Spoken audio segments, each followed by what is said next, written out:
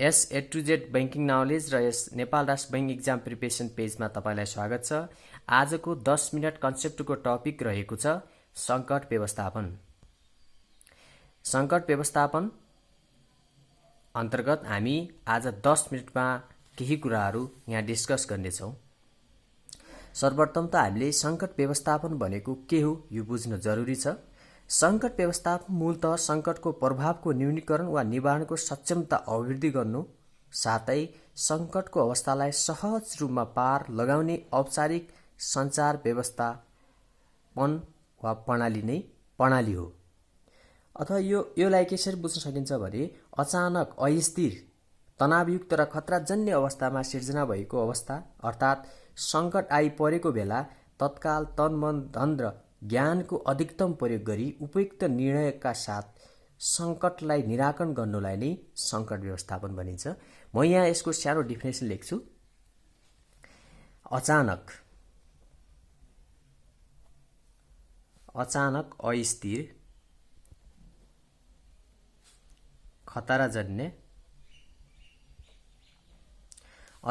अस्थिर खतराजन्य अवस्था सिर्जना भएको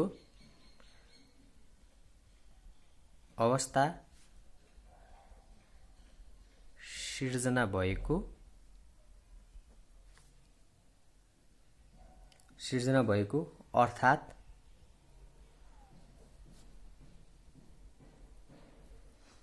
सङ्कट आइपरेको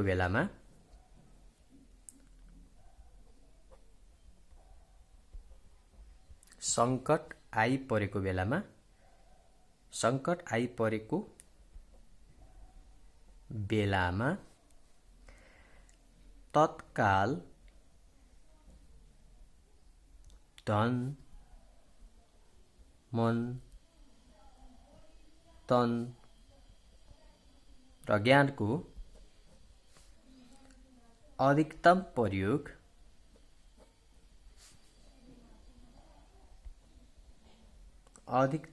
गरी उपयुक्त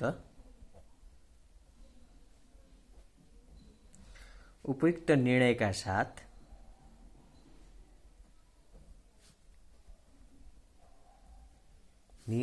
साथ सङ्कटलाई निराकरण गर्नुलाई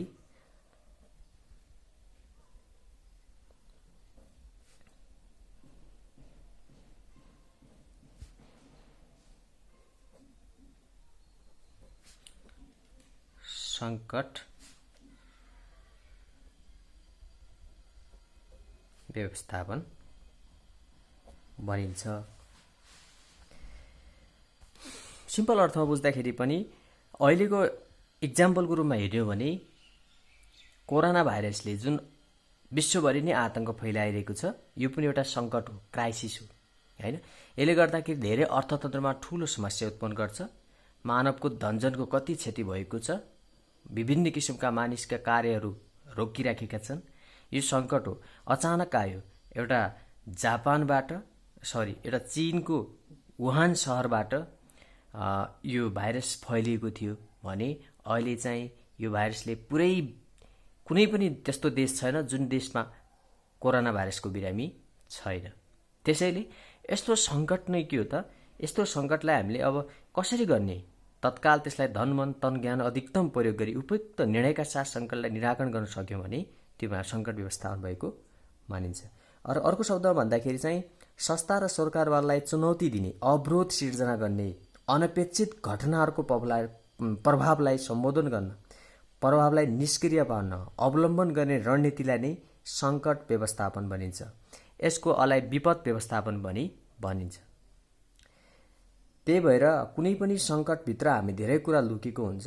सङ्कटभित्र जसरी एउटा काँडाभित्र रस हुन्छ भने चाहिँ सङ्कटभित्र पनि समस्या मात्र हुँदैन, केही अवसर पनि लुकेको हुन्छ। जस्तो कि नयाँ नेतृत्व जन्म भयो, विद्यमान कमजोरीको समाधान हुन्छ, नयाँ नेतृत्व आउँछ। जसरी अहिलेको सङ्कटको अवस्था हेर्ने हो भने राजनीतिक अवस्थामा पनि यदि राम्रो मान्छे आउन सक्छ भने त्यहाँनिर कमजोरी समाधान हुन्छ। सङ्गठनात्मक पुनर्ताजगी भनेको रिफ्रेसमेन्ट इन अर्गनाइजेसनबाट रिफ्रेसमेन्ट आउँछ। कार्य उत्प्रेरणा, काम गर्ने जागर चल्छ।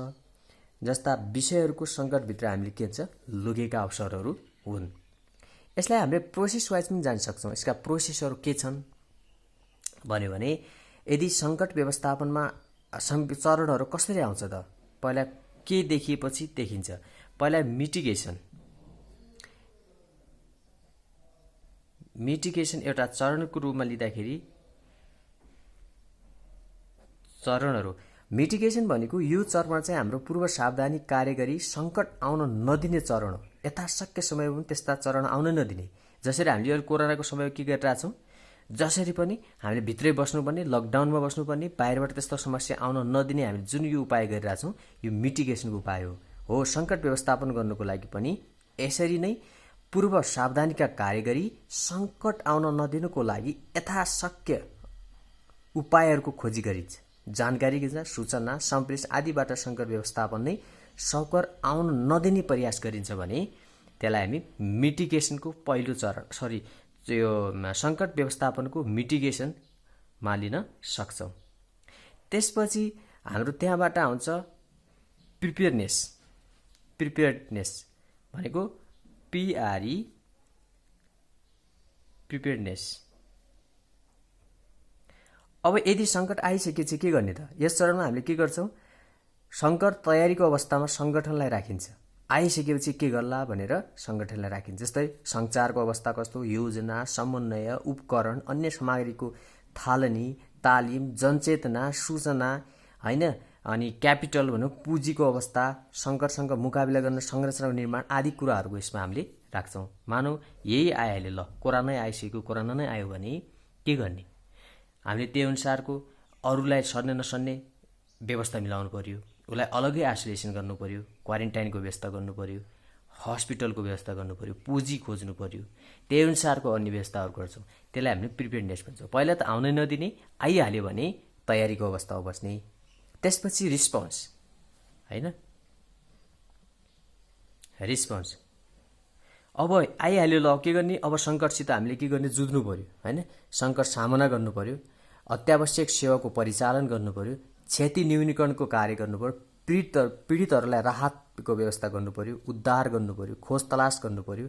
परिस्थिति जो हाम्रो यो सिचुएसन छ यसलाई काबु राख्नको लागि सङ्कटले पूर्व अवस्थामा फर्काउने यथासम्म प्रयास गर्नु पर्यो भनेको रिस्पोन्स हुनु पर्यो। अब जसरी हाम्रो नेपालमा पनि अहिले कोरोनाहरू 50-59 जना जतिलाई लागेको छ भने अब तिनीहरूलाई रिस्पोन्स रूपमा तयारीको अवस्थामा तिनीहरूलाई के गर्ने? तिनीहरूको अन्य व्यक्तिहरूलाई पनि सर्न नदिने, प्यानिक धेरै त्यहाँबाट तनाव लिन नदिने, अर्थात् धेरै प्यानिक हुन नदिने, यो पुरा महामारीको रूपमा फैलिन नदिने के गर्ने भनेर रिस्पोन्स अन्तर्गत पर्छन्।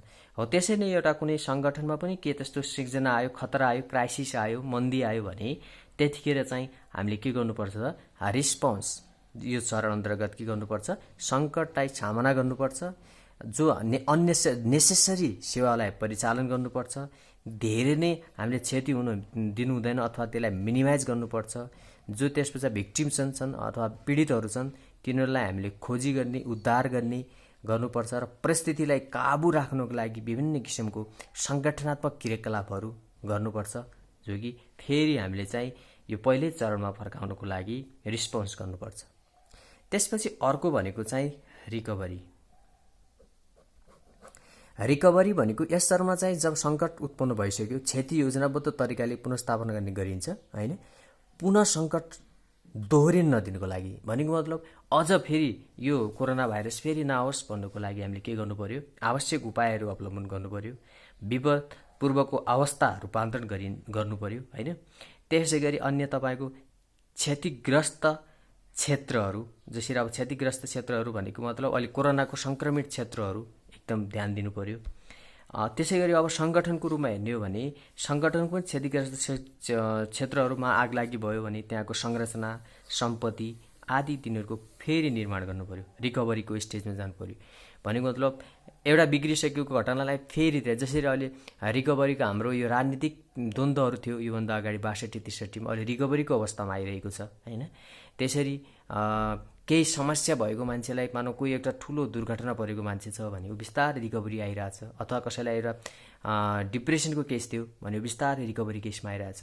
यसरी सङ्गठनमा पनि विभिन्न किसिमको क्राइसिस आउन सक्छ, म्यानेजमेन्टमा क्राइसिस आउन सक्छ, इकोनोमिक क्राइसिस आउन सक्छ होइन। सङ्गठनभित्र विभिन्न किसिमको त्यस्तो करप्सनहरू हुनसक्छ। यस्ता कुराहरूलाई हामीले के गर्नुपर्छ, रिकभरी केसमा जानुपर्छ। लास्टमा भनेको रिफर्म हो। रिफर्म भनेको चाहिँ पुनः सुधार गर्ने, त्यसलाई विगतको गल्तीलाई सम्झिने, अब यस्तो म गल्ती गर्दिनँ होइन, विगत गल्तीलाई सम्झिने, कमजोरको पाठ सिक्ने, भावी सङ्कटको रोक्न सचेत रहने कार्य गर्नु पर्दछ। तर मैले आज यो 10 मिनट कन्सेप्ट भनेर बनाएको थिएँ होइन, तर धेरै लामो जाने भयो। तर अब आजलाई हामी यति नै गरौँ। अर्को भिडियोमा चाहिँ हामी यसपछिको सङ्कट व्यवस्थापन कार्यलाई प्रभावकारी बनाउन के गर्नु पर्ला अनि आजको म यो पुरै भिडियो बनाइदिन्छु, तपाईँलाई काम लाग्न सक्छ। अब यो सकियो होइन, यो प्रोसेस भयो। त्यसपछि भनेको सङ्कट व्यवस्थापन कार्यलाई प्रभावकारी बनाउन के गर्नु पर्ला, प्रभावकारी बनाउन के गर्नु पर्ला।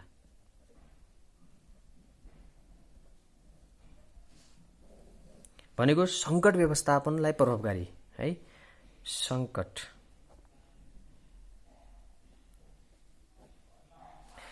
व्यवस्थापनलाई प्रभावकारी बनाउन के गर्नु पर्ला। नम्बर 1 मा सङ्कटको पूर्वानुमान गर्नु पर्यो। पहिला नै प्रिडिटरमाइन गर्न सक्नु पर्यो, यस्तो सङ्कट आउन सक्छ है। अब जसरी अहिले कोरोनाको सङ्क्रमण छ, अब क्राइसिस आउन सक्छ। अब हाम्रो देशमा विदेशबाट पनि 5 लाखभन्दा बढी युवाहरू प्रवेश फेरि रिटर्न हाम्रो देशमा आउन सक्छन्। यहाँ विभिन्न किसिमको प्रोडक्सन सेक्टरमा क्राइसिस आउन सक्छ होइन, इकोनोमिक क्राइसिस आउन सक्छ, बेरोजगारीहरू बढ्न सक्छन्, विभिन्न सङ्गठनहरू बन्द हुन सक्छन्, होटेलहरूमा समस्या आउन सक्छ, एयर होस्टेज यो हाम्रो एयरतिर विभिन्न किसिमको समस्या आउन सक्छ भनेर हामीले पहिला नै त्यस सम्बन्ध के गर्ने त, सङ्कटको पूर्वानुमानको क्षमताको विकास गर्नुपर्छ र यस्ता कुराहरूको अन्तर्क्रिया र छलफल डिस्कस पनि गर्नुपर्छ। भनेको दोस्रो नम्बरमा, पहिला नम्बरमा के आउनु पर्यो, सङ्कटको पूर्वानुमानको क्षमताको विकास गर्ने। दोस्रोमा विभिन्न सरकारहरू बीच परामर्श अन्तर्क्रिया डिस्कस गर्ने। यस्तो क्राइसिस आएको छ, यस्तो यस्तो जहिले अहिले पनि पेन्डेमिक समयमा, यो महामारीको समयमा चाहिँ विभिन्न सेक्टरहरूले डिस्कसन ग्रुपहरू राखेका हुन्छ, यसरी नै डिस्कसन गर्ने। त्यो बेला जब सङ्कट आउनै नदिने के गर्ने भनेपछि यी कुराहरू गर्ने। अर्को चाहिँ तपाईँको नेतृत्वको विकास जोड दिने, एउटा बलियो नेतृत्व हुनु पर्यो। नेतृत्वले के गर्नु, लिडर भनेको कस्तो हुनुपर्छ भने लिड बाई अदर्स, अरूलाई लिड गर्नु पर्यो, सिचुएसन ह्यान्डल गर्न सक्नु पर्यो, क्राइसिसको सिचुएसनमा सबैलाई सिकाउन सक्नु पर्यो कि यस्तो गर्नुपर्छ, यसरी गर्नुपर्छ। एउटा लिड बाई इक्जाम्पल भएर काम गर्नुपर्छ। रणनीतिक व्यवस्थापन भनेको स्ट्राटेजिक म्यानेजमेन्टतर्फ उन्मुख हुने। हाम्रो पुरानो स्ट्राटेजिक म्यानेजमेन्ट अब परिवर्तन हुनसक्छ। जसरी अहिलेको बजेटमा हेर्ने हो भने पनि बजेट के बनाउने, योभन्दा अगाडिका बजेटहरू एकै नासका बजेट आउँथे, केही मात्र परिवर्तन हुन्थे, तर अहिलेको बजेट परिवर्तन हुनसक्छ। यस्तो सिचुएसनमा आउने बजेटले गर्दा धेरै प्रोडक्सन सेक्टरलाई फोकस गर्न सक्छ, अनप्रोडक्टिभ सेक्टरलाई घटाउन सक्छ। त्यसरी नै कुनै बेला त्यस्तो सङ्कट आयो कुनै सङ्कटमा भने त्यतिखेर चाहिँ हामीले एउटा स्ट्राटेजिक प्लान के बनाउने भने यो सङ्कटलाई कसरी निराकरण गर्न सकिन्छ, न्यूनीकरण गर्न सकिन्छ, त्यतिर उन्मुख हुने। अर्को भनेको तपाईँको आपतकालीन योजना निर्माण गर्ने, अभ्यस्त रहने। अब फेरि पनि यस्तो सङ्कट आयो भने के गर्ने भनेर हामीले अगाडि नै पूर्वानुमान गरिसक्छौँ। त्यसरी नै आपतकालीन व्यवस्था गर्ने।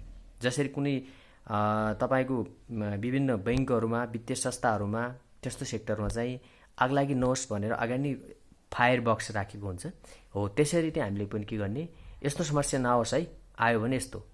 मानौँ हामी कुनै धेरै लामो दूरीमा हिँड्न गइरहेछौँ, ट्र्याकिङ गइरहेछौँ भने हामीलाई बाटोमा ज्वरो आउन सक्छ, रुगाखोकी लाग्न सक्छ, विभिन्न किसिमको समस्या आउन सक्छ भनेर हामी त्यही अनुसारको ट्याब्लेटहरू, त्यही अनुसारको औषधि बोकेर जान सक्छौँ भने त्यो हाम्रो के भयो त, यो सङ्कट व्यवस्थापनलाई प्रभावकारी बनाउने उपाय अन्तर्गतको एउटा के हो, आपतकालीन योजना निर्माण गर्ने ह्याबिट हो। अब अर्को चाहिँ यस्ता कुराहरूकोमा मेन सूचना र सञ्चार हुन आवश्यक हुन्छ, कम्युनिकेसन अनिवार्य हुन्छ होइन। सूचना सञ्चार गर्ने यसले पनि प्रभाव पार्छ। सहकार्य, साझेदारी, सहभागिता, पार्टिसिपेटिङ भनेको सबैलाई समान व्यवहार रूपमा तिनीलाई समावेश गराउने, इन्क्लुडिङ गराउने, उनको ल बनाउनमा, नीति नियम कानुन बनाउनमा, अन्य विभिन्न क्रियाकलाप गराउनमा चाहिँ सहभागिता गर्नुपर्छ। संस्थागत क्षमता सुधार गर्ने, हैन, संस्थागत क्षमतामा सुधार गर्ने, अधिकार प्रत्यायोजन गर्ने, सामूहिक भावनाको विकास गर्ने, त्यसैगरी तालिम तथा क्षमता विकास डेभलपमेन्ट गर्ने, विशेषज्ञहरूको भेला गर्ने, रिसर्च गर्ने, सङ्कट समाधानपछि पनि सक्ने प्रभावको मूल्याङ्कन गर्ने। फेरि पछि पनि प्रभाव पर्न सक्छ नि। अहिलेको यो कोरोना भाइरसले गर्दाखेरि हाम्रो मैले भनिसकेँ, बेरोजगारी बढ्दै जान सक्छ, प्रोडक्सन सेक्टरमा धेरै समस्या आउन सक्छ, अनि त्यसै गरी जुन सेक्टरमा हामीसँग पैसा इनफ हुन्थ्यो त्यो सेक्टरमा पैसा कम हुन सक्छ, होइन। अब जसरी होटल सेक्टरमा भयो, अनि त्यसपछि हाम्रो यो हवाई सेक्टरमा, यी सेक्टरमा पैसा धेरै हुन्थ्यो भने अब त्यो सेक्टरमा हामीले तिनीहरूलाई अनुदान दिनुपर्ने, डोनेसन दिनुपर्ने अवस्था पनि आउन सक्छ। यस्ता अवस्थाबाट रोक्नुको लागि हामीले के गर्नुपर्छ? सङ्कटलाई व्यवस्थापन गर्नु पर्दछ।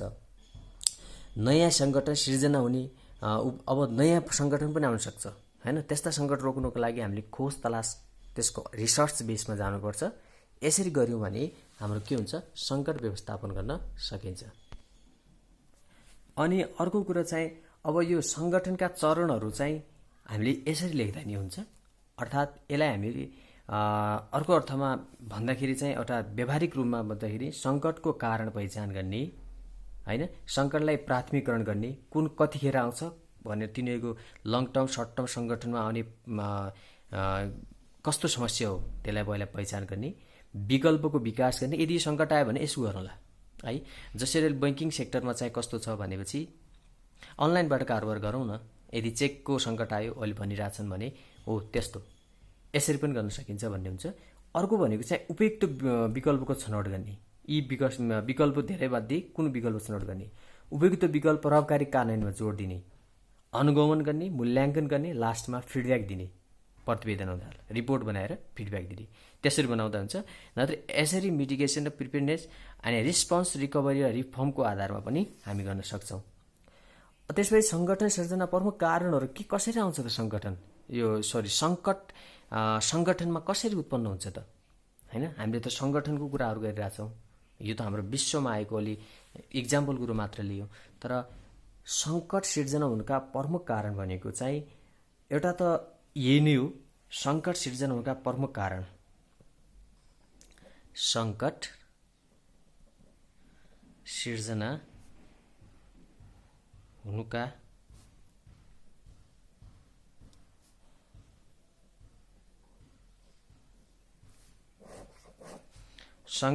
हुनुका प्रमुख कारण भनेको एउटा चाहिँ हाम्रो राष्ट्रव्यापी सङ्कट, अहिले चाहिँ विश्वव्यापी सङ्कट, राष्ट्रव्यापी वा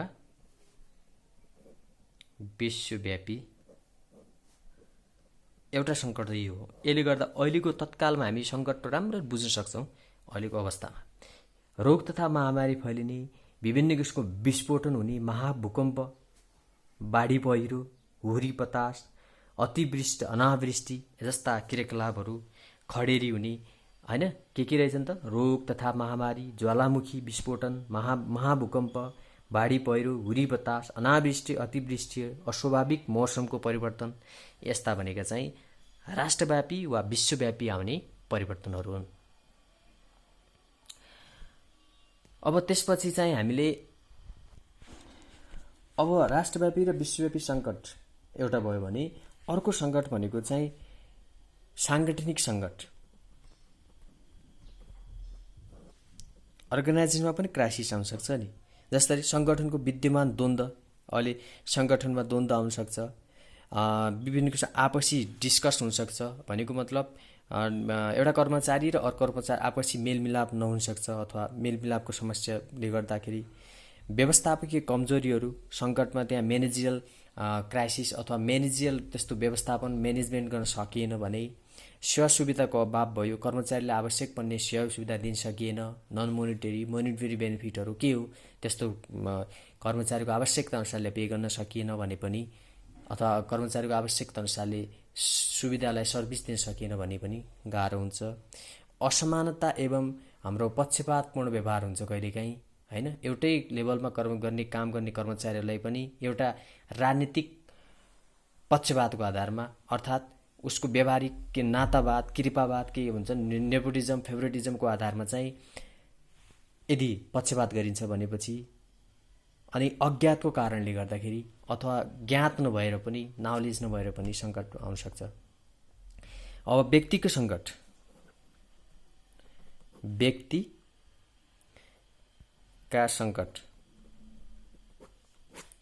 सङ्कट भनेको चाहिँ व्यक्ति आफ्नै क्रियाकलापले गर्दा होइन, एउटा कुनै पर्सनल एक्टिभिटिजले गर्दाखेरि सङ्कट आउन सक्छ, अज्ञानता पनि आउन सक्छ, इगोपन घमण्डीले गर्दा पनि आउन सक्छ, अविश्वास बिलिभै छैन, यस्तो कहाँ हुन्छ र, यस्तो नगरी नै हुन्छ कि भन्ने जस्तो आफ्नो अविश्वासकोले गर्दाखेरि पनि सङ्कट आउन सक्छ। असक्षमता होइन, एउटा म्यानेजर एउटा कुनै ब्याङ्कमा काम गर्ने कर्मचारी मानौ एसएस लेभलको छ, उसलाई सिधै म्यानेजर बनायो भने असक्षमताको कारणले गर्दाखेरि पनि के आउँछ त, सङ्कट उत्पन्न हुनसक्छ। अर्को कुनै निराशावादी सोच नै कसो छ, पोजिटिभ छैन, सोच नै सकारात्मक छैन भने त्यतिखेर पनि सङ्कट व्यवस्थापन अथवा सङ्कट उत्पन्न हुने सक्छ। अब हामीले 3टा कुरा पढ्यौँ यसभित्र, राष्ट्रिय विश्वव्यापी सङ्कट, साङ्गठनिक सङ्कट, व्यक्तिगत सङ्कट। अब यसले त हामीले आफ्नो तरिकाले पनि बुझ्न सक्छौँ यस्तो आउन सक्छ भनेर। अब यी सङ्कटलाई व्यवस्थापन विचार गर्नुपर्ने के कुराहरू होला त, व्यवस्थापन विचार पर्ने कुराहरू के होला त। अब यो यसरी सङ्कट आउँदाखेरि के कुराहरू ध्यान दिनुपर्छ भनेपछि अथवा विचार पुर्याउने कुराहरू के हुन्छ भने 2टा खालको हुन्छ। एउटा त सङ्कट अथवा क्राइसिस आइपर्नु अगाडि विचार गर्नुपर्छ, एउटा सङ्कट आइसकेपछि विचार गर्नुपर्छ। एउटा सङ्कट आउनुभन्दा अगाडि नै ध्यान दिने र एउटा सङ्कट आइसकेपछि ध्यान दिने। के कुरामा ध्यान दिनु पर्ला त यसको लागि? सङ्कट आउनुभन्दा अगाडि नै ध्यान दिनुपर्ने भनेको योजना, पहिला त स्ट्राटेजिक प्लान कस्तो छ, आउनुभन्दा अगाडि स्ट्राटेजिक प्लानमा फोकस गर्ने, स्ट्राटेजिक प्लानिङमा फोकस। दोस्रो नम्बर भनेको चाहिँ कानुनी प्रक्रियामा जोड दिने होइन, भनेको अधिकार लगायतका कानुनी प्रक्रियामा जोड दिने, अधिकार लगायतका कानुनमा जोड दिने।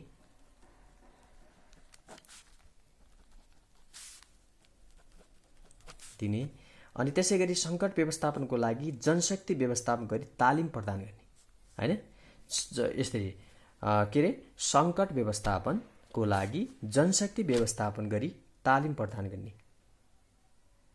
अर्को हुनसक्छ तपाईँको स्रोत साधनलाई व्यवस्थापन गर्ने, विशेषज्ञ टोली समूहको निर्माण गर्ने, अनि विभिन्न किसिमको पहल कदमी प्रोसेसहरू अगाडि बढाउने, डिस्कसन गर्ने। अब यो कुराहरू भयो होइन, मैले यहाँ छोट लेखेको छैन, मैले भनेको छु, फेरि रिपिट हेर्नु होला। अनि अर्को चाहिँ सङ्कट आइपरेमा व्यवस्थापनको लागि के कुरा, सङ्कट आइपर्ने बित्तिकै हामीले के भन्छ, टिम मेम्बरको व्यवस्था गर्ने। सङ्कट